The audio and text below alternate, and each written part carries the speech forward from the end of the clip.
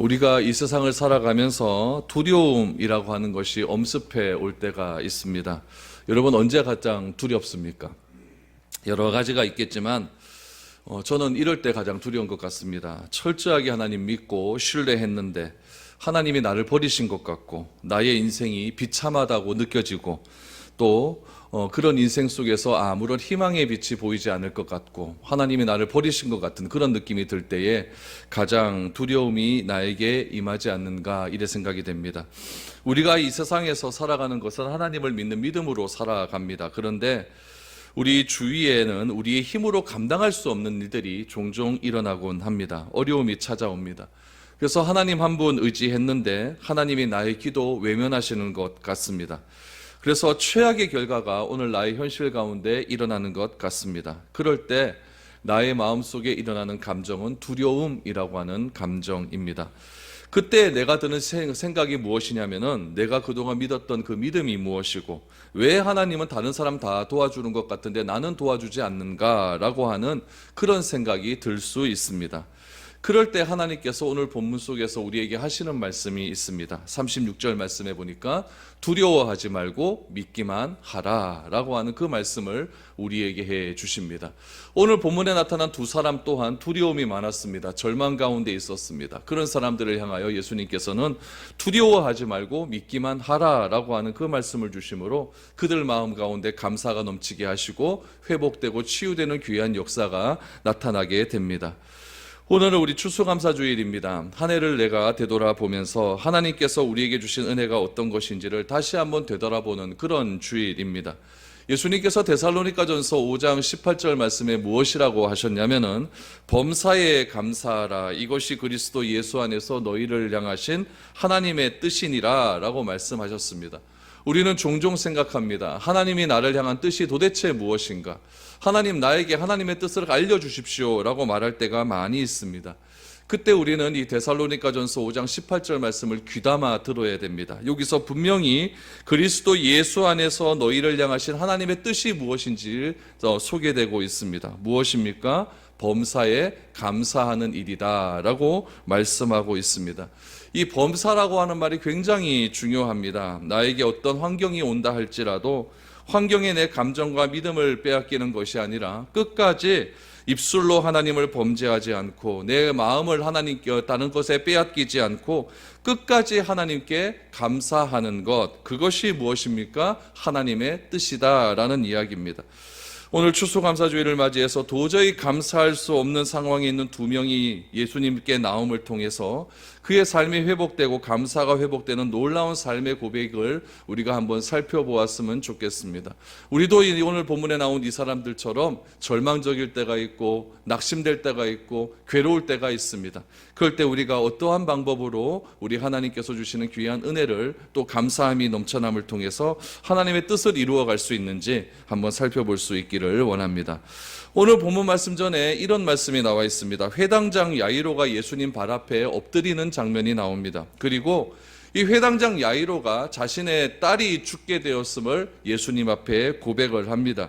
그래서 예수님은 야이로의 딸을 고쳐주기 위해서 야이로가 사는 그 집으로 가는 도중에 일어난 사건, 그 사건이 오늘 본문의 시작점입니다. 우리 24절 말씀부터 한번 보시기 바랍니다. 이에 그와 가실새 큰 무리가 따라가며 애워싸 밀더라. 12해를 혈툴증으로 알아온 한 여자가 있어 많은 의사에게 많은 괴로움을 받았고 가진 것도 다 허비하였으되 아무 효염이 없고 도리어 더 중하여졌던 차에 예수의 소문을 듣고 무리 가운데 끼어 뒤로 와서 그의 옷에 손을 대니 이는 내가 그의 온데만 손을 대어도 구원을 받으리라 생각함일러라 라고 말합니다. 혈루증이라고 하는 병이 나옵니다. 혈루증은 뭐냐면은 여성이 계속 하혈하는 병입니다. 하혈이 끝이지 않는 그런 병이죠. 여러분, 여성이 계속 하혈을 하게 되면 어떤 증상이 나타날까요? 악성 빈혈이 나타나게 되죠. 이 여인이 몇 년 동안 이 하혈을 했냐면은 12년 동안 하혈을 했습니다. 여러분, 악성 빈혈로 인한 고통이 얼마나 컸을까요? 그리고 나름대로 병을 치료하기 위해서 오늘 본문 말씀해 보니까 많은 의사에게 찾아가는데 많은 괴로움을 받았다라고 하는 것은 무엇이냐면은 병 고쳐지지가 않았다라고 하는 이야기죠. 여러분, 많은 의사를 찾아갔다라고 했으니까 이 의사 찾아가고 안 되니까 또 소문을 들었을 것 아닙니까? 저쪽에 가면은 의사가 하나 있는데 그 의사가 이 혈루증에 대해서 기가 막힌다더라. 우리도 그런 얘기 많이 하잖아요. 또 의사 찾아가 봤는데 이거 안 되는 거예요. 그러니까 자꾸 희망이 절망으로 바뀌는 그런 순간들이죠. 그러다 보니까 괴로움도 많이 받았고 또 의사에게 가면 돈 줘야 될 것 아닙니까? 가진 것 다 허비하는 그런 일들이 이 여인에게 있었다라는 이야기죠. 그러던 차에 예수님의 소문을 들었는데 예수님의 소문을 듣고 예수님에 대한 알미 자기에게 찾아오고 난 다음에 여러분 28절 말씀에 보니까 이 여자 나름대로의 믿음이 생겼다는 거예요. 그 믿음이 무엇입니까? 내가 예수님의 옷에만 손을 대어도 병이 낫는다라고 하는 믿음입니다.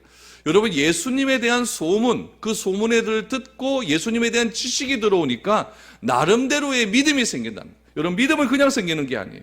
믿음은 무엇을 통해 생깁니까? 알미 들어와야 돼요. 예수님이 어떤 분이신지 알아야 돼요. 그 통로가 소문이든지 공부를 하든지 성경을 읽든지 어떠한 방법을 써서든지 간에 예수님에 대한 알미 들어오게 되면은 그 알을 통해서 나에게 믿음이 생긴다는 거예요. 오늘 28절에 나온 내가 예수님의 옷에만 손을 대어도 병이 낫는다라고 하는 것은 성경 어디를 들여봐도 이런 믿음은 없습니다. 이런 믿음은 없는데 자기 나름대로의 믿음이 났다. 얼마나 간절했을까요? 얼마나 애가 달았을까요? 얼마나 고통 중에 이것만 하나의 빛이라고 하는 그런 생각 속에서 예수님의 옷만 잡아도 내 병이 낫겠다라고 하는 그런 확신과 믿음이 그에게 들어갔을까요? 여러분, 혈루병이라는 것은 율법에 보면 굉장히 부정한 병입니다. 율법에 보면은 부정한 병이 몇몇 나와 있어요. 나병도 부정하죠. 피부병도 부정하죠. 또 이 혈루병도 굉장히 부정한 병이었습니다. 혈루병이 걸리면 율법에 분명히 나와요. 사람이 많이 모인 곳에 들어갈 수가 없어요. 사람이 많이 모인 곳에 들어갈 수 없다라고 하는 것은 뭐냐면은 이스라엘 공동체에서 추방을 당해야 된다는 얘기예요. 이것 또한 부정한 또 힘든 일인데 또 힘든 일은 무엇이냐면은 사람이 많이 모인 곳에 가지 못하다 보니까 성전에 들어갈 수가 없는 거예요. 성전에 들어가지 못한다는 것은 예배를 드릴 수가 없다는 거고, 예배를 드리지 못한다는 것은 내 죄에 대한 회개를 할 수가 없다는 이야기예요. 혈루병이 치유를 받으려고 하면 제사장이 명한 그런 제물을 드려야 되고 그 제물대로 하나님께 또 제사를 드려야 되고 이런 여러 가지 제도들이 있는데 그런 것들조차는 꿈에도 생각하지 못할 정도로 하나님께도 나아가지 못하고 자기의 이웃과에도 가지 못하는 그런 하나님과의 관계 단절, 이웃과의 관계 단절, 이런 것들이 지금 이 혈루병이 걸린 이 여인에게 있다는 이야기예요. 제가 혈루병이 걸린 여성분들을 내가 한번 봤습니다. 보니까 어떠냐면은 이 악성 빈혈이 있는 사람 보면 노화 현상이 굉장히 심하게 와요.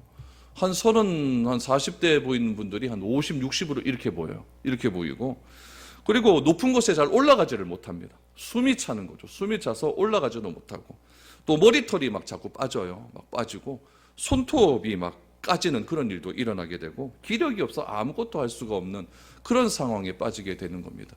여러 여인이라고 하면은 그래도 아름다움을 추구하는 것이 그 여인의 본성이 있고 또 예쁘게 보이고 싶어하는 마음이 있지 않습니까? 그런데 이 여인은 어떠냐면 그런 것들은 상상도 하지 못하는 거, 다 빠지는, 털이 막 빠지기 시작하는 거. 그러니까 얼마나 괴로웠겠습니까? 지금 이 여인에게 필요한 것은 무엇이었냐면은 어떻게든지 이 병이 회복되는 것을 이 여인은 원하고 있었다는 이야기죠. 그런데 이 여인이 지금 어떻게 합니까? 지금 예수님께 나왔다라고 말을 합니다. 예수님께 나왔다라고 하는 것은 여러 가지 의미가 있습니다. 첫 번째는 무엇이냐면은 율법에서 금하고 있는 것을 어기고 나아간 거예요. 또 하나는 무엇이냐면 자신의 수치스러움을 뒤로 하고 나아간 거예요. 그 동네 사람들은 이 여인이 혈루병 걸린 거 다 압니다. 여러분, 요즘도 여성이 계속 가열을 한다 그러면 얼마나 부끄럽습니까? 부끄럽고 수치스럽고 괜히 감추고 싶고 뭐 이런 것들 아닙니까? 그런 병이 다 동네 사람들 다 아는데 나의 부끄러움과 수치스러움을 다 아는 그곳에 이 여인이 지금 들어가는 거예요. 왜 그렇습니까? 믿음 하나 있기 때문에 그래요. 그 믿음이 무엇이었다고요? 예수님의 옷자락에만 손을 대어도 내 병이 낫겠다라고 하는 그런 믿음 하나 있으니까 내 수치가 중요한 게 아니에요. 내 부끄러움이 중요한 게 아니에요. 다른 사람이 나를 어떻게 생각하느냐, 그것이 중요한 것이 아니라는 이야기죠. 그래서 이 여인의 마음 가운데 있는 믿음이 예수님의 옷자락에만 손을 대어도 내가 낫겠다라고 하는 믿음은 어떤 믿음이냐면은, 나 같은 부정한 여자가, 여러분 그 당시에는 여자가 유대인 남자에게 말 거는 거는 상상도 못할 일이거든요. 근데 예수님은 사마리아 땅을 지나가다 사마리아 여인에게 말을 걸잖아요. 그때 예수님, 그 여인이 하는 얘기가 어떻게 유대인이 나에게 말을 겁니까? 라고 말을 할 정도로 유대인 남자와 여자가 대화하는 것은 여러분 이건 상상도 못할 일이라는 거죠. 이런 상황 속에서 자기같이 부정한 여자가 예수님께 나와서 예수님, 나의 병을 고쳐주십시오. 난 이런 어려움이 있습니다. 이런 말하는 것조차도 부끄러운 거예요. 그러니까 어떤 믿음이 생기는 겁니까? 아, 예수님 옷자락에만 손을 대도 내가 낫겠다라고 하는 그런 믿음이 생겼다는 이야기죠. 이 여인은 예수님이 가시는 길을 방해할 그런 생각은 추호도 없었습니다. 지금 가장 급한 상황은 무엇이었겠습니까? 지금 죽어가는 아이가 하나 있잖아요. 12살 먹은 아이가 있잖아요. 그 아이의 아버지가 누굽니까? 회당장 아닙니까? 회당장은 그 마을에서 최고 높은 사람이에요. 회당의 장이에요. 회당의 장. 회당의 장이기 때문에 이 회당장의 길을 막아서 회당장보다 급한 일을, 회당장이 급한 일이 있는데 그것을 가로막으면서까지 내 소원을 들어달라고 말하는 것은 상상도 하지 못한다는 이야기죠. 예수님의 시간을 빼앗는 것도 말도 되지 않는 겁니다. 그래서 단지 예수님의 옷자락에 손만 대어보자. 손만 대어보면은 그게 예수님이 가시는 길에 무슨 방해가 되겠나, 이런 생각을 가지고 예수님의 옷자락에만 손을 대겠다라고 하는 그런 마음을 가지고 예수님께 나아갔던 것입니다. 여러분, 우리는 어떻습니까? 우리는 예수님께 나아갈 때 얼마나 체면을 많이 차립니까? 내가 기도하다 보면 옆 사람이 어떻게 생각할까? 내가 기도하다 눈물을 흘리면 옆 사람은 좀 어떻게 생각할까? 내가 기도하다 소리가 좀 높아지면 옆 사람은 내 소리를 듣고 어떻게 생각할까? 이런 마음은 들지 않습니까? 여러분, 내 마음이 급하고 내 심정이 정말 급하고 힘들고 어려운 상황에 옆 사람 생각할 것이 어디 있겠습니까? 이 여인처럼 내가 주님의 말씀만, 주님의 옷자락이라도 만지면은 내가 낫겠다라고 하는 그런 믿음과 절박함이 우리 가운데도 있을 때에 나의 상황이 변화되고 내 상황이 변화됨을 통해 하나님께 감사할 수 있는 그런 마음이 생기는 것 아니겠습니까? 이 여인은 그런 마음으로 나아가는 거예요. 예수님의 옷자락에 손만 대어도 낫겠다라고 하는 그런 믿음이 있기에 그 여인은 행함으로 나타나기를 시작합니다. 여러분 29절 30절을 보십시오. 이에 그의 혈루 근원이 곧 마름에 병이 나은 줄을 몸에 깨달으니라. 예수께서 그 능력이 자기에게서 나간 줄을 곧 스스로 아시고 무리 가운데서 돌이켜 말씀하시되 누가 내 옷에 손을 대었느냐 하시니 라고 말합니다. 여러분, 세 가지 제가 강조하는 것이 그대로 나와요. 예수님의 소문을 들었다. 지식이 들어옵니다. 지식이 들어오자 무엇이 생겨요? 믿음이 생겼습니다. 믿음이 생기자마자 이 여인이 행한 것은 무엇입니까? 행동으로 옮겼어요. 행동으로 옮겼더니 역사가 일어납니다. 보통 사람들 예수님께서 병을 고칠 때 취하는 행동은 무엇이었냐면은 좀 안수를 하시지 않습니까? 안수를 하시고 병든 부위에 손을 대시거나 또 눈이 먼 사람한테 침을 뱉어서 침을 이렇게 마르시거나 이런 여러 가지 행동을 하셨는데, 또 어떨 때는 말씀으로 선언을 하시거나 이런 다양한 행동을 하셨는데, 이 여인의 경우는 어떻습니까? 손을 대니까 나았어요. 오토매틱입니다. 자동으로 일어나는 현상이 일어났습니다. 단지 여인의 손을 댐과 동시에 자동적으로 능력이 나갔다라고 29절에서 30절에 말하지 않습니까? 예수께서 그 능력이 자기에게서 나간 줄 아셨다라고 말을 합니다. 여러분, 손을 대자 예수님의 능력이 나가게 되었고, 그 능력이 나감을 통해 오늘 29절 말씀해 보니까 그 혈루의 근원이 말랐다라고 말을 하고 있습니다. 예수님이 의식적으로 어떤 행동을 취하거나 어떤 말씀을 한 것도 아닌데 저절로 일어나는 이런 현상이 일어났다라는 이야기입니다. 여러분, 이것을 어떻게 설명할 수가 있을까요? 저는 이것을 설명할 수 있는 가장 좋은 단어 하나를 찾아냈습니다. 그게 무엇이냐면은 충만이라는 단어예요. 충만. 우리 이번에 합천에 놀러 가서 이 충만을 경험하지 않았습니까? 뭔지 잘 모릅니까? 좀 더럽게 했지만 빨대로 콜라를 뽑아가지고 옆에다가 딱 대다 보니까 그게 어느 정도 깔랑깔랑 하다가 충만하게 해서 좀 건드려 더 되니까 이게 물이 넘쳐지는 것 아닙니까? 충만의 상태는 그거거든요. 무엇인가 나에게 약간의 요동만 오면은 그것이 넘쳐버리는 상태, 그것이 충만입니다. 예수님이 우리에게 성령 충만을 요구하지 않습니까? 성령 충만은 무엇입니까? 내 안에 성령으로 충만해졌어요. 건들면 무슨 얘기가 나온다는 거예요? 예수님에 대한 얘기가 나옵니다. 건들면은 남 욕하고 남 왜 저러나 그런 얘기가 나오는 게 아니라 건들기만 하면 예수님에 대한 이야기, 예수님의 사랑에 대해 어떻게 내가 예수님을 드러낼 수 있을까에 대한 이야기, 이런 이야기가 나오는 상태가 충만의 상태라는 이야기. 예수님은 지금 무엇으로 충만해 있습니까? 그의 능력으로 충만해져 있는 거예요. 그래서 예수님의 옷자락에 손을 대는 그런 어떤 충격이 가하니까 그 충만함이 넘쳐나는 거죠. 이거 맞는 것 같아요? 맞아야죠. 어떻게 하겠습니까? 그렇죠? 이거 맞는 것 같아요. 여러분, 충만함이 일어나게 되는 거예요. 여러분, 하나님의 은혜나 예수님의 은혜나 성령의 은혜는요, 누가 빨래를 짜듯이 빨래를 쥐어짜듯이 그렇게 임하는 게 아니에요. 항상 하나님은 충만해져 있습니다. 무엇으로 충만해져 있습니까? 하나님의 은혜로 충만해져 있고, 능력으로 충만해져 있고, 사랑하심으로 충만해져 있는 거예요. 그 충만하신 하나님께 가까이만 나아가기만 해도, 예수님의 옷자락에 손만 대기로 해도 저절로 그 충만함을 흘러 넘친다는 이야기예요. 오늘 이 자리에 여러분 나오지 않습니까? 예수님의 충만함을 경험하시기 바랍니다. 그래서 하나님의 이름만 불러내기만 해도 하나님의 능력이 나에게 나타나서 나의 잘못된 과거들, 나의 잘못된 어려움들, 나의 힘든 삶이 회복되어지는 역사가 일어나기를 원합니다. 이런 것이 충만의 역사예요. 이 여인은 예수님의 옷자락을 잡았어요. 예수님에게서 이 여인에게로 저절로 능력이 흘러가기를 시작한 겁니다. 그런데 놀라운 것은 무엇입니까? 이 여인의 병은 아무도 모르는 사이 은밀하게 치료가 되었어요. 은밀하게 치료가 되었습니다. 여인은 즉시로 병이 나온 줄 알았고, 예수님은 뭐라고 말씀하셨냐면은 자기에게서 능력이 나간다는 것을 알았다라고 말을 합니다. 병 나은 것이 알았고 능력이 나간 것을 알았다는 거예요. 하나님과 우리의 기도의 뜻이 일치가 되었다는 거예요. 그러면 회복이 되는 겁니다.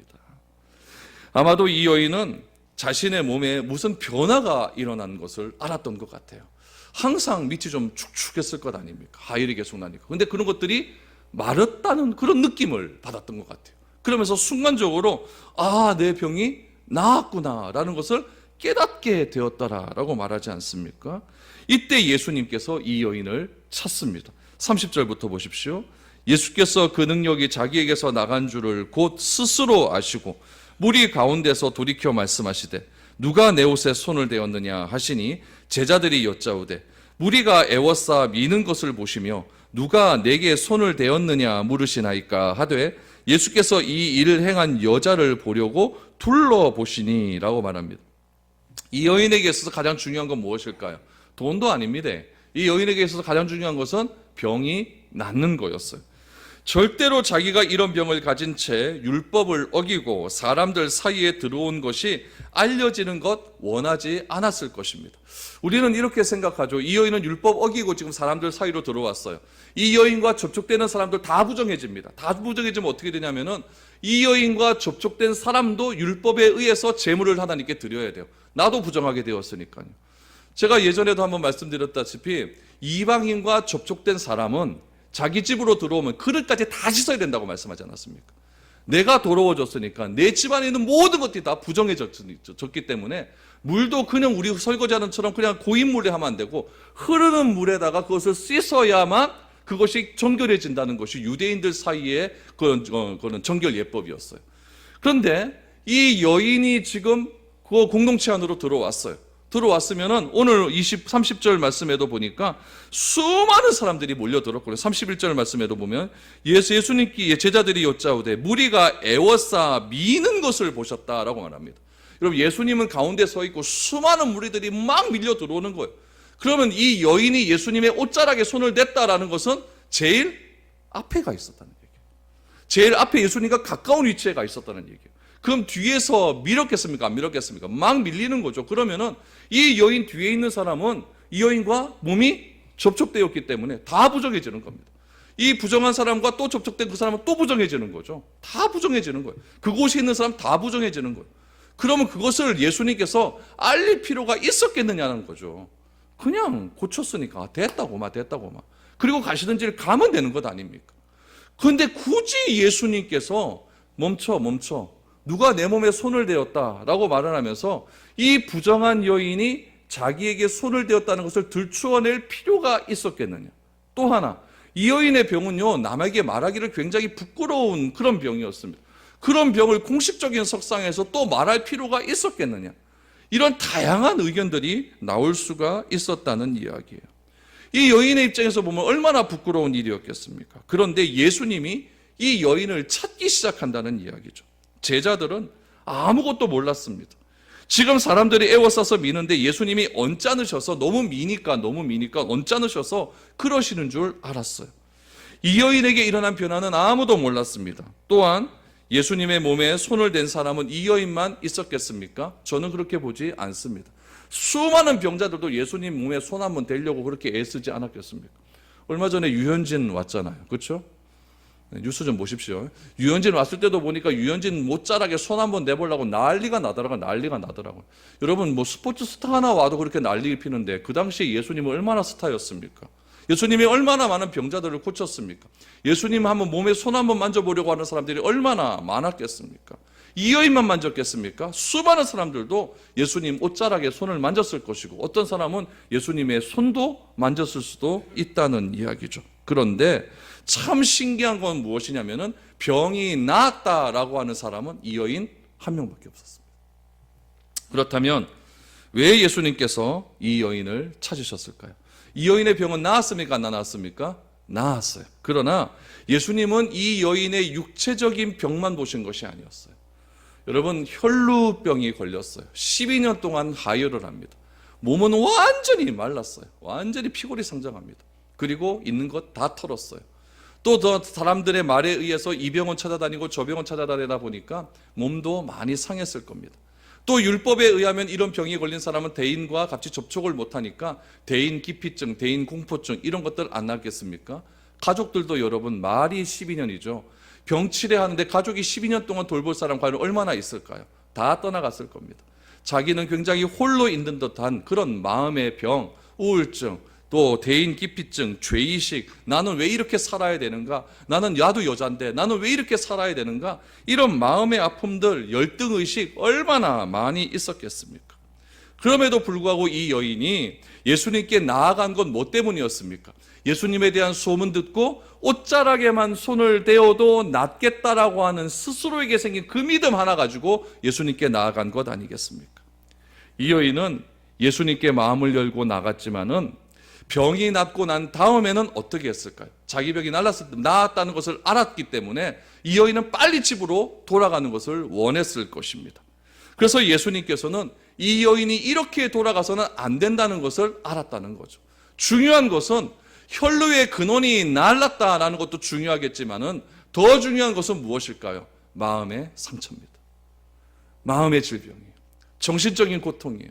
이것을 어떻게 해서든지 해결이 돼야만 이 여인은 바른 삶을 살 수 있었다라는 이야기죠. 더군다나 더 중요한 것은 무엇이냐면은 예수님은 지금 죽어가는 백부장이 아이를 살리러 가는 길이었습니다. 이 아이를 살리러 가는 길의 도중에 일어난 일이었거든요. 그러면은 예수님과 주변에 있었던 모든 사람들은 다 알고 있었어요. 예수님이 지금 어디로 가는지 다 알고 있었다는 이야기죠. 이 아이의 생명은 대단히 위급한 상황이었다고 성경은 기록하고 있습니다. 하지만 예수님에게 있어서 자기 눈앞에서 펼쳐지는 이 여인의 정신적인 문제, 마음의 아픔들, 마음의 상처들, 이것마저도 예수님께서는 한 아이의 생명과 똑같이 보셨다는 이야기예요. 생명의 문제, 내 정신적인 아픔의 문제, 마음의 질병의 문제, 상처들 문제를 예수님께서는 똑같이 보고 있다는 이야기예요. 경중을 두지 않았다는 이야기죠. 그래서 예수님은 이 여인의 믿음을 인정해주고 더 이상 죄의식에 사로잡히지 않을 수 있도록 복을 약속해 주는 것 또한 중요하다라고 생각을 하시는 거죠. 그래서 예수님은 들여다 보시면서 이 여인을 찾습니다. 누가 내 몸에 손을 대었느냐. 그러자 더 이상 모른 채 할 수 없어 이 여인이 예수님 앞에 나아갑니다. 33절, 34절 보십시오. 여자가 자기에게 이루어진을 알고 두려워하며 떨며 와서 그 앞에 엎드려 모든 사실을 여쭈니 예수께서 이르시되 딸아 내 믿음이 너를 구원하였으니 평안히 가라 내 병에서 놓여 건강할지어다. 여러분 33절 34절이 중요한 이유가 여기에 있습니다. 여러분 이 여인은 자기에게 이루어진 일을 뭐 했다? 알았습니다. 알고 두려워하며 떨며 와서 그 앞에 엎드렸다는 이야기는 경배했다는 얘기예요. 경배하면서 모든 사실을 예수님께 토해내기 시작을 합니다. 여러분, 내 마음 안에 있는 여러 가지 아픔들, 내 마음속에 헤어나올 수 없는 여러 가지 고통들, 내 주변에서 일어나는 여러 가지 상황들, 그런 것들을 해결할 수 있는 방법이 33절에 나오는 거예요. 무엇입니까? 두려운 마음으로 떨며 주 앞에 나와 경배하고 모든 사실을 주께 아뢰는 겁니다. 예수님, 나 요거는 예수님께서 몰라도 되는 것 같고 요것만 좀 해결해 주이소. 이렇게 하는 것이 아니라 오늘 34절에 모든 사실을 여쭈었다. 그때 예수님이 하시는 말씀이 무엇입니까? 내 믿음이 너를 구원하였다. 예수님께서 병고침의 역사가 일어나는 현장에서는 항상 이 말씀이 나옵니다. 믿음과 구원에 대한 이야기입니다. 믿음과 구원에 대한 이야기는 무엇이냐면은 육체적인 치유도 중요하지만 더 중요한 것은 치유 이후의 삶이 더 중요하다는 이야기예요. 여러분, 사람은 이런 존재입니다. 어떤 존재냐면은 내가 무엇인가를 막 갖고 싶어요. 갖고 싶어서 하나님께 막 기도를 해요. 막 땡깡을 부립니다. 하나님 요것만 해주세요. 요것만 해주세요. 요거 해주면 내 하나님 잘 믿을게요. 하나님이 하는 수 없어서 그거 해주었어요. 그럼 믿을까요? 안 믿을까요? 기도할까요? 안 할까요? 안 합니다. 그 사람이 기도한 이유는 뭐예요? 그거 얻기 위해서 하기 때문에 그렇죠. 우리가 기도하는 이유는 단순히 그거 얻기 위해서 기도하는 게 아니에요. 하나님께서 나에게 구원을 주셨고 그 구원의 은혜와 감동이 지속적으로 유지되어서 내 삶 가운데 어떠한 형편의 어려움과 힘든 상황이 할지라도 내가 범사에 감사할 수 있고 그 감사함을 통해 하나님의 뜻이 내 삶 가운데서 이루어지기 위해 기도하는 겁니다. 요거 얻기 위해 기도하는 것 아니에요. 오늘 이 여인도 마찬가지죠. 예수님이 뭐라고 말씀하십니까? 내 믿음이 너를 구원하였으니 뭐 해라? 평안히 가라. 샬롬의 은혜를 주십니다. 그리고 나서 하시는 말씀이 무엇이냐면은 내 병에서 놓여 건강할지어다. 이 병이 낫는 것이 중요한 것이 아니라 이 여인이 이스라엘 공동체 안으로 들어오고 하나님께 예배할 수 있는 자격이 들어오고 예수가 그리스도라는 사실을 믿는 것이 중요한 것이고 마음의 여러 가지 아픔과 상처들이 회복되는 것이 중요하다는 거예요. 내가 예수님을 믿고 구원함을 받아 진정한 샬롬의 은혜를 얻는 것이 중요하다는 이야기예요. 그 이후에 뭐냐? 내 병에서 놓여 건강할지어다. 이게 문제라는 거예요. 예수님께서 왜 야이로의 집에 가다가 왜 중단을 하십니까? 왜 발걸음을 멈추십니까? 이 여인의 생명도 귀하기 때문에 그런 거예요. 이 여인의 생명도 너무나 소중하기 때문에 그런 거예요. 그래서 이 여인은 예수님의 이 선언 한마디 때문에 더 이상 죄인이 아니게 되었습니다. 더 이상 사람을 두려워하지 않아도 되었습니다. 하나님 앞에서 당당하게 기도할 수 있는 자격이 부여되었습니다. 성전에 들어갈 수 있게 되었습니다. 하나님의 은혜를 충만하게 받을 수 있는 능력이 그 여인에게 부여가 되었다는 거예요. 우리가 왜 예수를 믿습니까? 왜 믿음을 가져야 됩니까? 뭐 하나 얻고자요?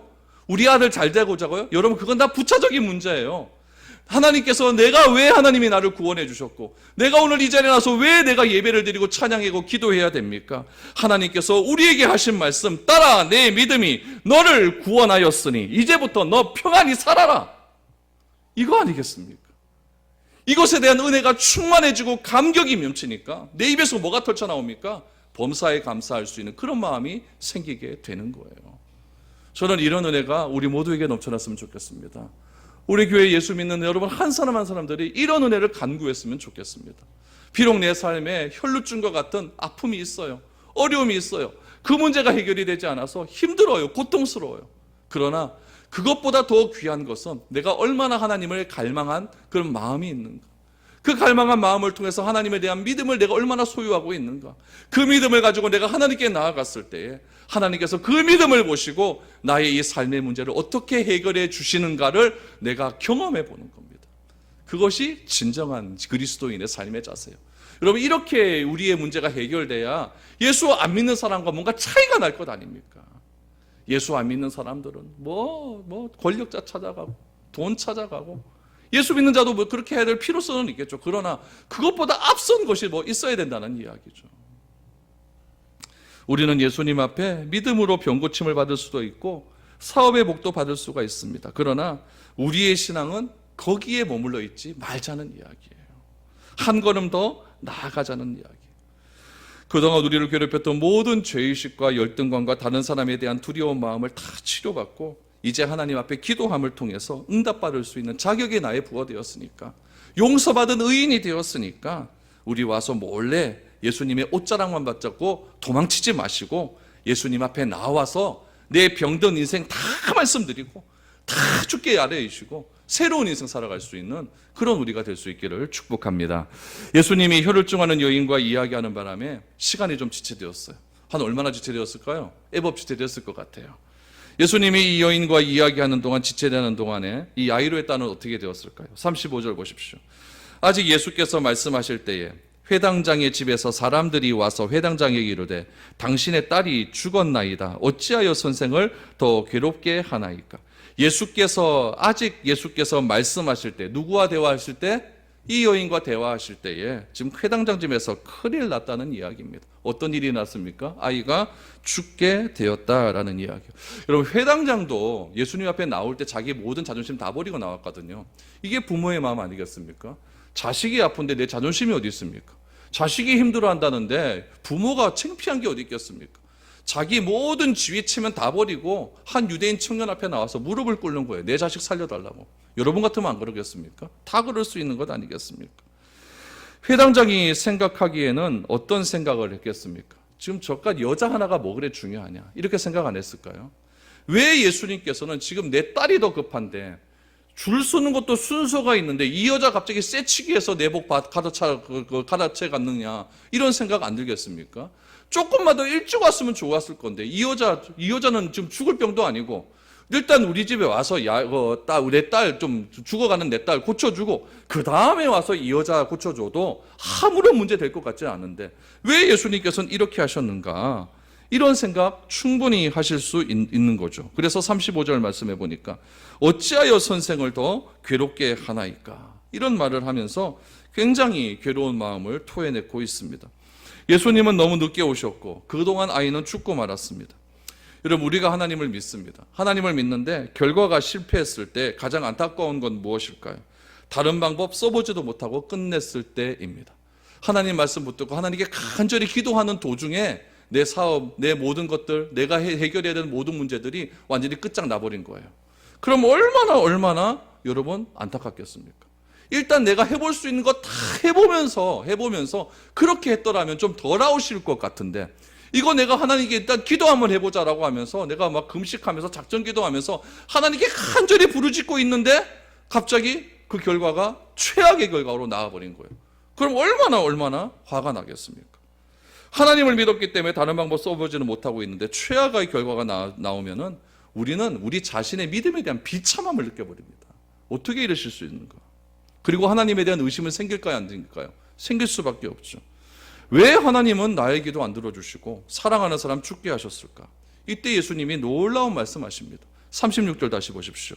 예수께서 그 하는 말을 곁에서 들으시고 회당장에게 이르되 두려워하지 말고 믿기만 하라. 믿기만 하라. 참으로 예수님의 말씀은 너무나 놀랍습니다. 사람의 인생에 있어서 가장 두려운 것은 죽음의 순간입니다. 죽을 때 얼마나 두렵습니까? 내가 죽는다 선언하면 얼마나 두렵겠습니까? 그런데 예수님은 지금 내 딸아이가 죽었는데 하시는 말씀이 무엇입니까? 두려워하지 말고 믿기만 하라.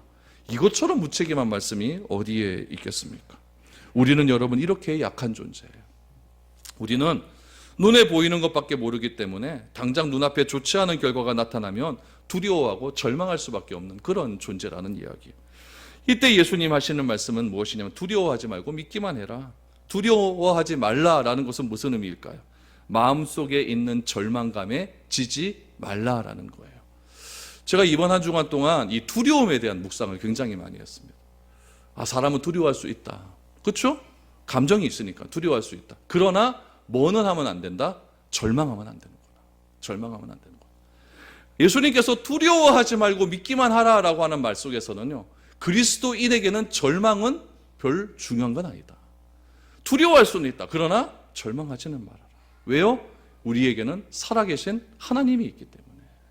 그걸 예수님은 우리에게 요구하고 있는 것입니다.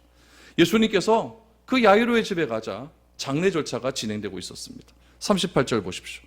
회당장의 집에 함께 가서 떠드는 것과 사람들이 울며 심히 통곡함을 보시고 들어가서 그들에게 이르시되 너희가 어찌하여 떠들며 우느냐 이 아이가 죽은 것이 아니라 잔다 하시니 라고 말합니다. 회당장의 집에 가서 함께 가서 떠드는 것, 이건 뭐냐면은 함께 우는 거예요. 우리 초상집 가면 같이 울어주지 않습니까? 여러분, 초상집 가서 무슨 위로가 있겠습니까? 함께 마음을 같이 해주고 그 마음과 함께 동화해 주는 것, 마음 감정을 같이 해주는 것, 그것보다 더 큰 위로가 어디에 있겠습니까? 예수님은 말씀하시죠. 떠드는 것과 사람들이 울며 심히 통곡함을 보시고 들어가서 너희에게 어찌하여 떠들며 우느냐, 그렇게 하지 말아라. 예수님이 하시는 말씀은 더 신기한 말씀을 하십니다. 이 아이가 죽은 것이 아니라 잔다라고 말합니다. 잔다라는 것은 일어난다라는 것을 의미하고 있습니다. 예수님은 무엇입니까? 예수님은 야이로의 믿음을 보고 딸을 살리기로 작정하셨다는 이야기예요. 그래서 딸은 죽은 것이 아니라 잔다라고 말씀을 하시죠. 그리고 사람들을 다 내보내십니다. 그리고 뭐라고 말합니까? 달리다굼 소녀야 일어나라 라고 말씀을 하죠. 그러자 여러분, 예수님이 하시는 그 말을 듣고 사람들은 비웃기 시작을 했습니다. 그러자 이 아이는 예수님의 말씀대로 예수님의 말씀을 듣고 일어났습니다. 그리고는 예수님이 하시는 말씀이 무엇이냐면은 42절에 보니까 먹을 것 주라 라고 말합니다.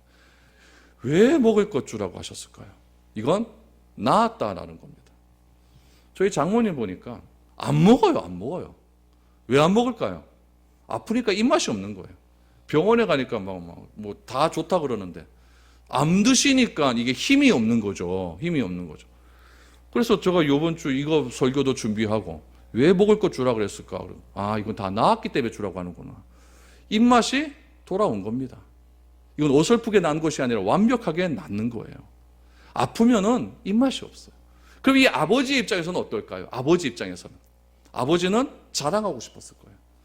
요즘처럼 SNS가 있으면 막 페이스북에 막 올렸을 거 아닙니까? 그렇죠? 트위터로 올리고 막 해서 예수님이 우리 아 살렸다 막 올렸을 거예요. 그러면 좋아요 막 눌리고 막 구독자 막 올라가고 이랬을 거 아닙니까? 그런데 예수님이 하시는 말씀 뭐냐면은 그거 하지 말아라. 뭐 해라? 아이가 일어났으니까 먹을 것 주어라. 그 아이에게 가장 필요한 것을 주신다는 이야기. 아까 혈루증 여인에서도 이 혈루증 여인은 도망가려고 했지만 도망가는 혈루증 여인을 잡아서 무엇을 해주십니까? 믿음에 대한 확실한 구원을 선포해 주시지 않습니까? 평안히 가라. 그리고 네 병은 치유받았다. 오늘 이 아이도 어떻게 하십니까? 이 아이도 먼저 소문을 내는 것이 아니라 아이에게 가장 필요한 것, 그것을 먼저 줘라라고 말씀을 하십니다. 12년 동안 혈루증 앓던 여인은 예수님의 소문을 듣고 대인기피증, 대인고부증 모두 내려놓고 마음이 결심하고 예수님 옷자락 잡았습니다. 그러자 자동으로 치료함을 받았습니다. 우리는 하나님을 믿기에는 너무나 두려울 때가 많이 있습니다. 그러나 하나님은 우리를 결코 실망시키시는 분이 아닙니다. 끝까지 하나님 믿고 의지할 수 있기를 축복합니다. 그래서 딸아 내 믿음대로 될지어다. 달리라고 소녀야 일어나라. 이런 메시지가 우리 가운데 넘쳐날 수 있기를 축복합니다. 그래서 우리의 삶 속에 진정한 감사가 회복되고 진정한 회복의 능력이 회복되어서 우리 하나님께 이 추수감사절날 범사에 감사할 수 있는, 그래서 하나님의 뜻을 날마다 실천하며 살아갈 수 있는 저와 여러분들이 될 수 있기를 축복드립니다.